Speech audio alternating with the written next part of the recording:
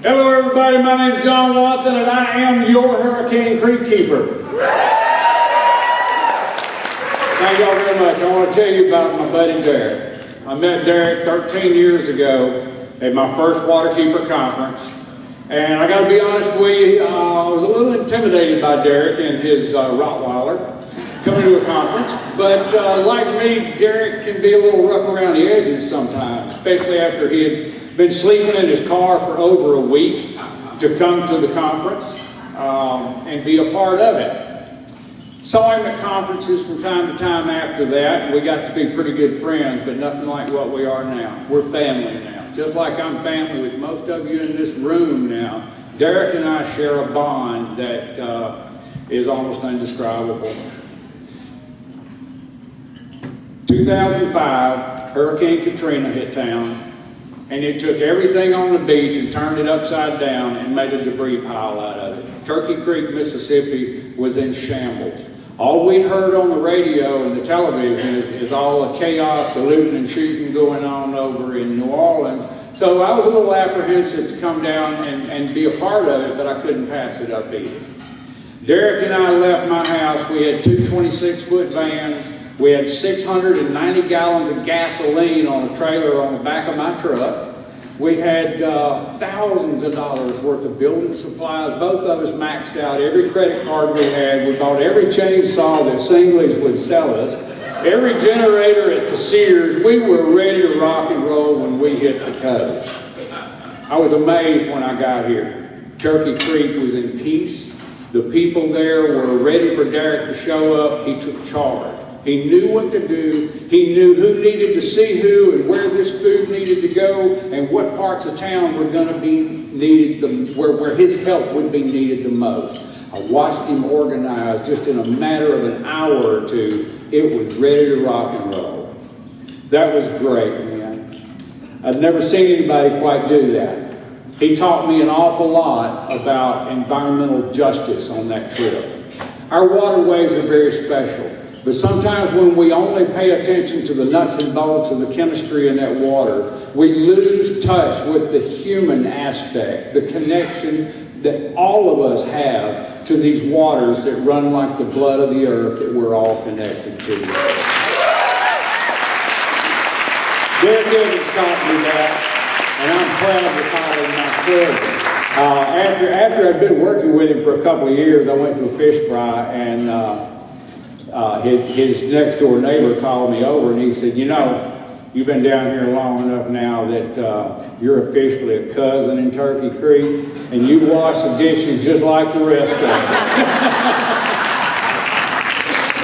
That wasn't BP happened. God knows BP was a big mess. There were a lot of communities on the coast that didn't have a voice. There were a lot of communities on the coast that were disorganized and were in terrible shape financially. They needed help.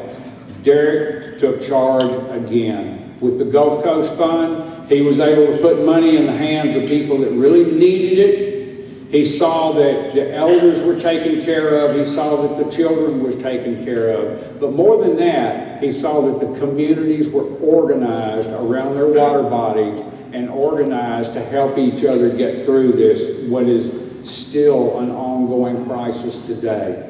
If you think the BP crisis is over, you are sadly mistaken. We've still got a lot of sick folks on the coast.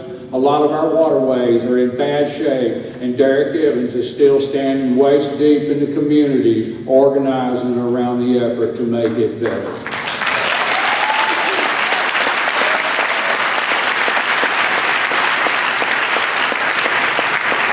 Right after BP, I've been going to disasters all over the country and helping to organize relief actions and get people together to, you know, basically what Derrick does.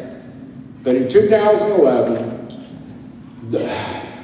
one of the most powerful tornadoes in American history hit my home. It wiped out my campground, everything the Friends of Hurricane Creek. I didn't know that we were ever going to survive this thing. There were looters. It was trouble all around me. The county law couldn't get to us. They put the word out on the radio and the TV that if you got a gun, watch your house. We caught 2 looters before sundown and were able to run them off. It got kind of quiet later over in the night, and I thought, well, I'm gonna go out and check the community and see how bad it really is. Left the house, it's about 2 o'clock in the morning. I come back, and there's a strange pickup truck in my driveway. And it's got a Mississippi tag, and I'm thinking, there's not anybody supposed to be here. So I pull the cop move, I run up behind him, turn on all the bright lights, I jump out with a 12-gauge shotgun, I jacked around in it, and I said, who the hell are you and what are you doing here? Derrick comes out of the truck going, don't shoot, cuz, it's me. True story, true story. I pulled a shotgun on my cousin. Love you, brother. A couple of days later, he had it under control. This was my neighborhood, and I respond to disasters, but I didn't know what to do. Derrick came in, he said, all right, here's what we got to do. We got to get this in order. By the way, I've got a plane load of supplies coming in from California. They're going to land out here. Can you give me a ride to the airport? We're going to pick this up and take it out. I mean, he took charge of my disaster and let me look around and just wow at it. You know, this is a tremendous individual. And I say without hesitation that every community on the Gulf Coast today has felt the work that this man has done. We have all benefited in some way or another from what Derrick Evans has given to the Gulf Coast. I'm very proud to call him my cousin, more like my brother. Come on up here, cuz.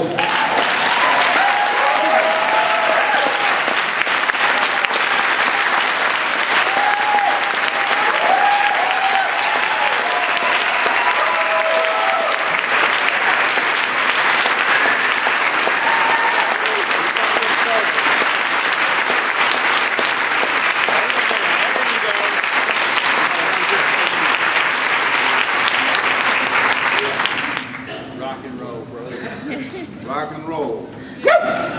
From the man in black.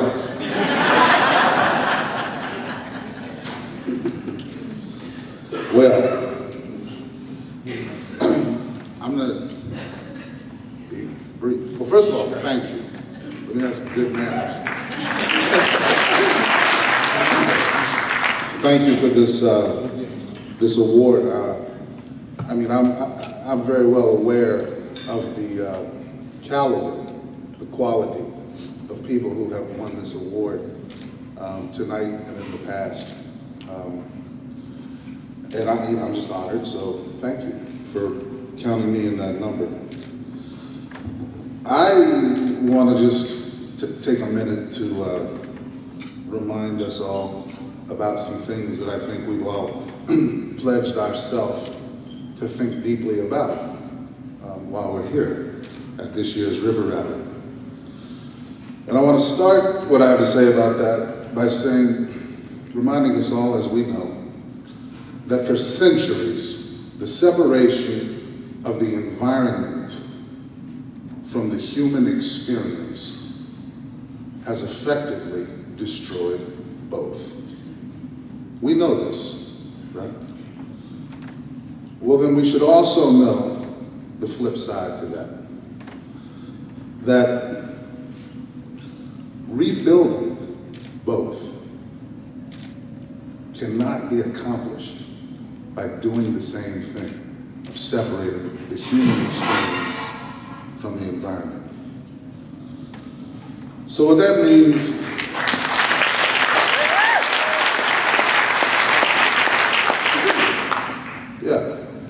and in fact, if we fail, it will have been a bigger failure, knowing what we know with hindsight, than those who didn't know better than to do and leave us what they've left us.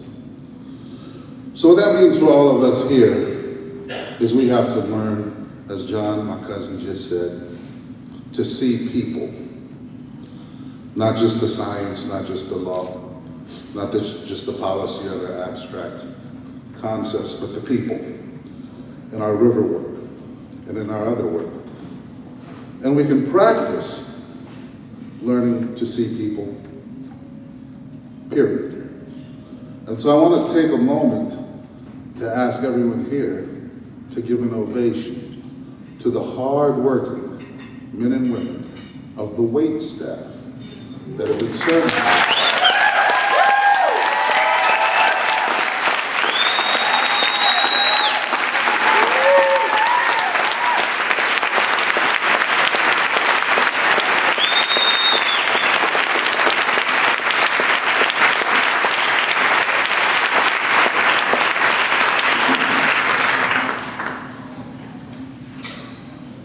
I don't know any of them personally, but these men and women have really done great by us as far as making sure that this wonderful meal has gone so well.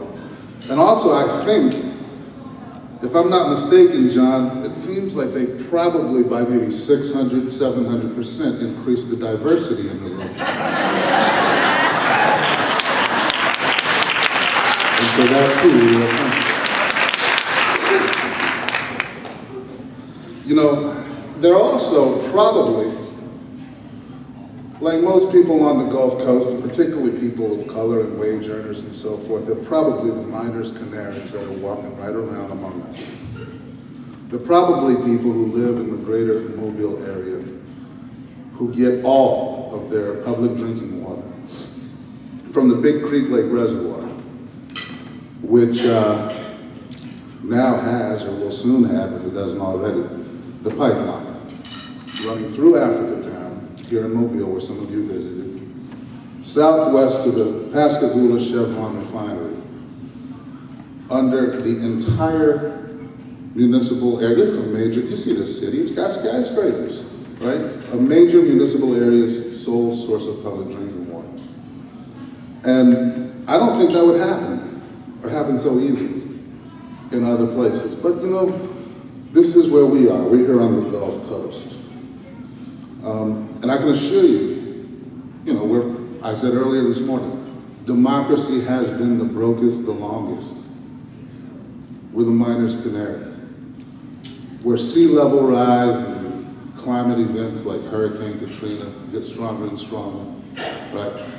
Where the incestuous marriage between industry, government, and climate denial is,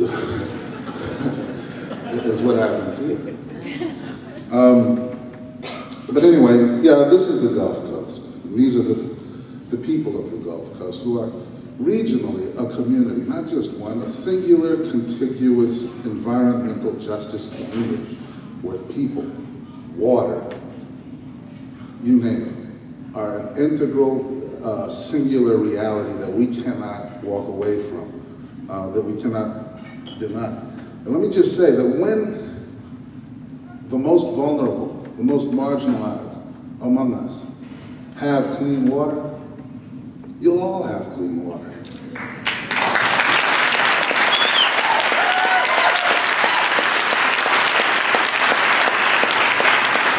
And if you're not, for those of you who didn't clap, if you're not too sure of this, my community of Turkey Creek was founded in 1866, the first year after the end of slavery in these United States.